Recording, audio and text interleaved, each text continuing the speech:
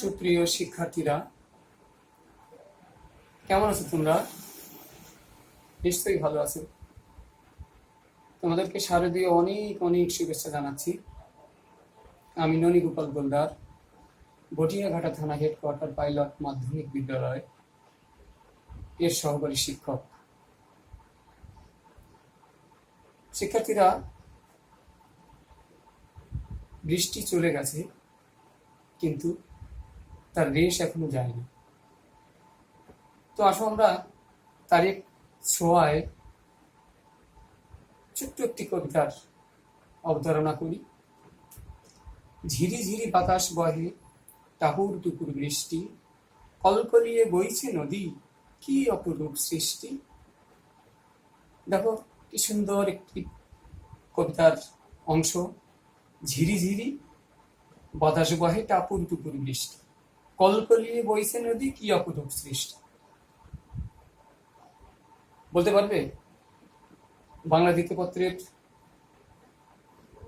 কোন অধ্যায়ে কোন পরিচ্ছেদে এরকমই শব্দের একটি খেলা আছে? হ্যাঁ, নিশ্চয়ই পারবে, অবশ্যই পারবে। আসলে সেটি হচ্ছে কি বলতো? দ্বিরুক্ত শব্দ। কি বলেছি? দ্বিরুক্ত শব্দ।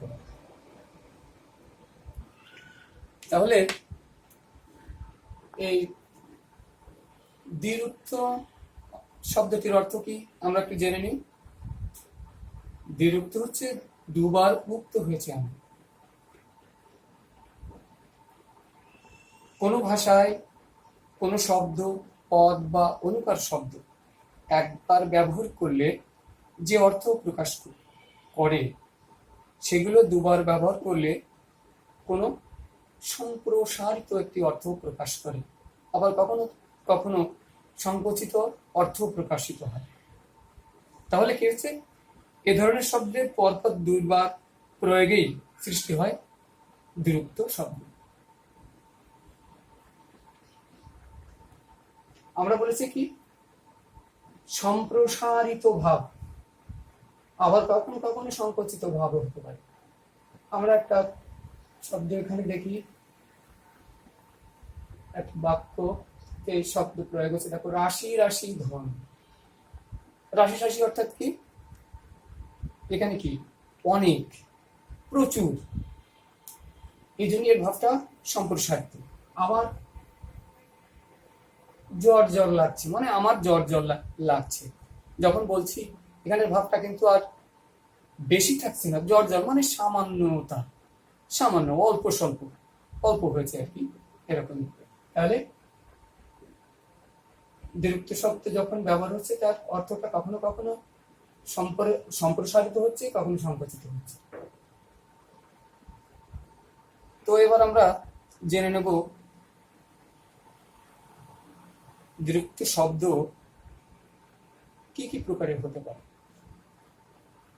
দ্বিরুক্ত শব্দ এখানে পাঠ্য বই অনুসারে আমরা পেয়েছি তিন ভাবে।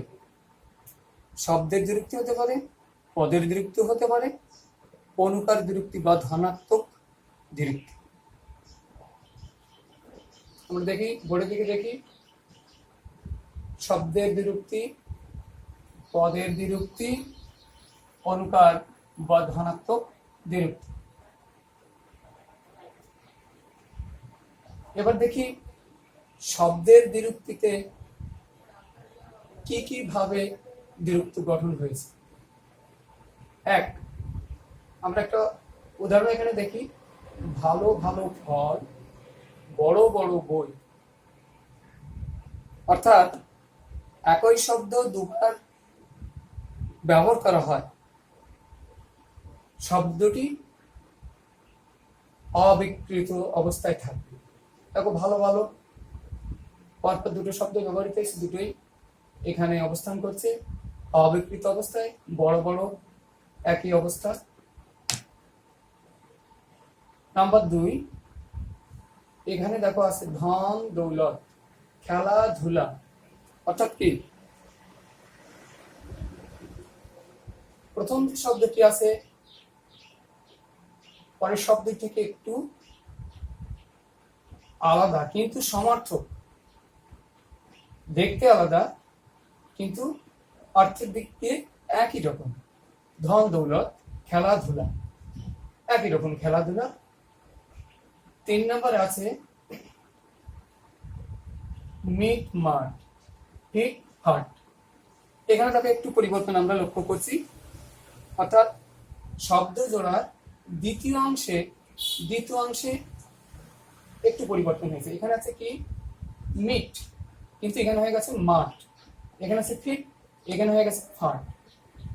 তাহলে এখানে দ্বিতীয় অংশের একটু পরিবর্তন, বা আমরা বলতে পারি শব্দ জোড়ার আংশিক পরিবর্তনে দ্বিরুক্ত শব্দ গঠিত হয়েছে।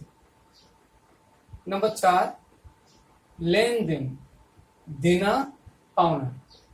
এখানে একটি বিষয় আমরা খেয়াল করতে পারি,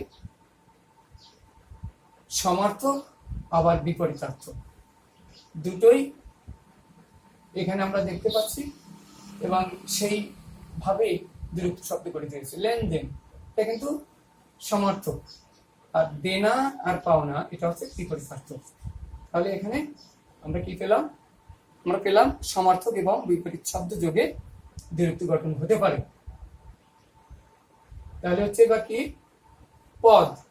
পদের দ্বিরুক্তি। আমরা এটা দেখলাম শব্দের দ্বিরুক্তি, এবার দেখছি পদের দ্বিরুক্তি। আসলে এখানে একটি বিষয় থাকে যে শব্দ আর পদের মধ্যে পার্থক্যটা কি। এক বা একাধিক ধ্বনির অর্থবোধক সম্মেলনই হচ্ছে শব্দ, আর পদটা কি হচ্ছে বিভক্তিযুক্ত, অর্থাৎ বিভক্তিযুক্ত শব্দই হচ্ছে পদ। তাহলে আমরা দেখে নিই পদের দ্বিরুক্তিটা কেমন।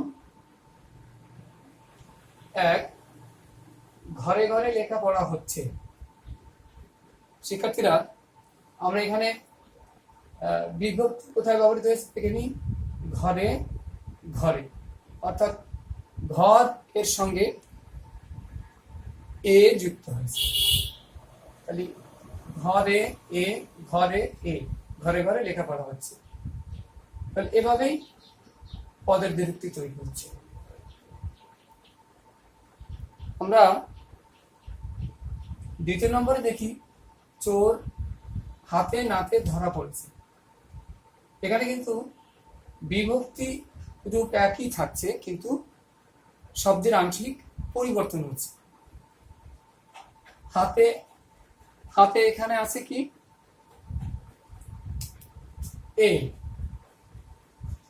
এ, নাতে এ। তাহলে বিভক্তি ঠিক থাকছে, কিন্তু শব্দগুচ্ছের তৃতীয় অংশ একটু পরিবর্তিত হয়ে যাচ্ছে। তাহলে আমরা পদের দ্বিরুক্তি কিভাবে হতে পারে আমরা দেখে নিলাম। নাম্বার 3, অনুকার বা ধনাত্মক দ্বিরুক্তি।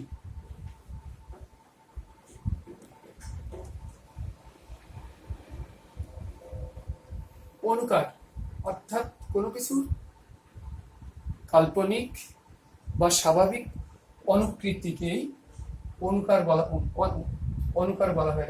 অর্থাৎ অনুকৃতি বিশেষ শব্দরূপকে আবার ধনাত্মক দ্বিরুক্তি বলে। এই ধনাত্মক দ্বিরুক্তি, ধনাত্মক অর্থাৎ ধ্বনি, আওয়াজ বা সাউন্ড, এসব বিষয়ক যে দ্বিরুক্ত শব্দ সেগুলোকে বলা হয় ধনাত্মক দ্বিরুক্তি। ধনাত্মক দ্বিরুক্তি কি কিভাবে হতে পারে আমরা দেখে নিই। প্রথমে মানুষের ধ্বনির অনুকার। মানুষ সাধারণত যখন কান্না করে তার একটা সাউন্ড আছে, কি করে লোকটি ভেউ ভেউ করে কেঁদে উঠল, ভেউ ভেউ। আবার কখনো বলি সে হি হি করে হেসে উঠল, তাহলে হি হি। তাহলে এই দুটোই হচ্ছে দ্বিরুক্তি শব্দ। জীবজন্তুর ধ্বনির অনুকার। জীবজন্তুর একটা ভাষা আছে, তারা যে আওয়াজটি করে তাদের সেই আওয়াজকে কিন্তু এখানে ধনাত্মক দ্বিরুক্তির মধ্যে ফেলতে হচ্ছে। যেমন ঘেউ ঘেউ। বন্ধুরা, তোমরা নিশ্চয়ই বলতে পারবে ঘেউ ঘেউ কিসে করে? বলো তো। হ্যাঁ, কুকুর। মিউ মিউ কিসে করে? বিড়াল। তাহলে জীবজন্তুর ধ্বনির অনুকার পেয়ে গেলাম। এবার বস্তুর ধ্বনির অনুকার। মাঠে যখন ধান কাটা হয় তখন চাষি ধান কাটে, তার একটি শব্দ হয়, সেটি কি জানো? ঘচাঘচ। কাক যখন পড়ে তখন মর্মর শব্দ করে পড়ে। তাহলে এইটা হচ্ছে বস্তুর ধ্বনির অনুকার। এবার অনুভূতিজাত কাল্পনিক ধ্বনির অনুকার আমরা দেখি। দেখো এখানে আছে কি? ঠাঠা, ঝিকিমিকি, এটা রোদের একটা বিষয়। ঝিকিমিকি মানে একটা উজ্জ্বলতা। তাহলে আমরা কি পেলাম? শব্দের তিন প্রকারের যে দ্বিরুক্ত শব্দ গঠিত হচ্ছে, কিভাবে হচ্ছে, তার কিছু ধারণা আমরা আজকে এখানে পেলাম। তো তোমরা বাড়িতে একটু দেখে নেবে। পরবর্তী ক্লাসে এর বাকি অংশ আমরা উপস্থাপন করার চেষ্টা করব। ততক্ষণে সবাই ভালো থাকো, সুস্থ থাকো, স্বাস্থ্য বিধি মেনে চলবে, এটাই কামনা করছি। ধন্যবাদ সবাইকে।